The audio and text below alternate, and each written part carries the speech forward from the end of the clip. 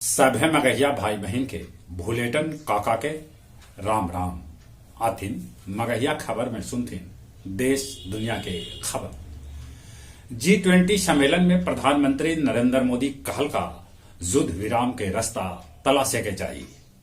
Supreme court कहलक है कि सार्वजनिक पद पर बैठल आदमी के संयम जरूरी है।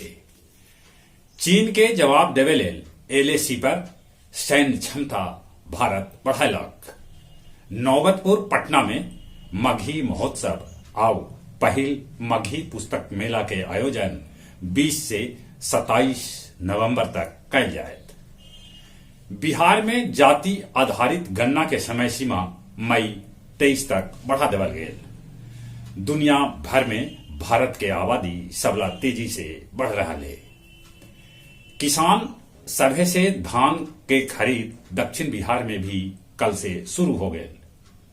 मिजोरम में पत्थर के खादान धसे से 8 मजदूर के मौत हो गए। दिल्ली में कैंसर के नकली दवाई बनावे वालन डॉक्टर समेत 9 आदमी के पुलिस कैलक गिरफ्तार। सिवान के एगो दर्जी अपन 2 गो बेटी के साथे गोरखपुर में दे देल जान। नेपाली आम चुनाव में चीन दिखा रहल है दिलचस्पी। यूक्रेन के 3 गो शहर पर रूसी सेना दागल 100 से बेसी मिसाइल। ब्रिटिश प्रधानमंत्री सुनक कहलका कि पुतिन के यूक्रेन छोड़ देवे के चाहिए। गया जी से श्रीलंका लेल जल्दी हुए विमान सेवा शुरू। मिर्जा गालिब कॉलेज गया के नया अध्यक्ष बनावल गेलन मसूद मंजर जानल मानल वकील के साथे समाज सेवी भी हत। गुरारू में अवैध बालू लदल 4 गो ट्रैक्टर जब्त कल गए। अब कुछ खेल के समाचार। भारत के एशियाई निशानेबाजी में भेटायल 4 गो स्वर्ण।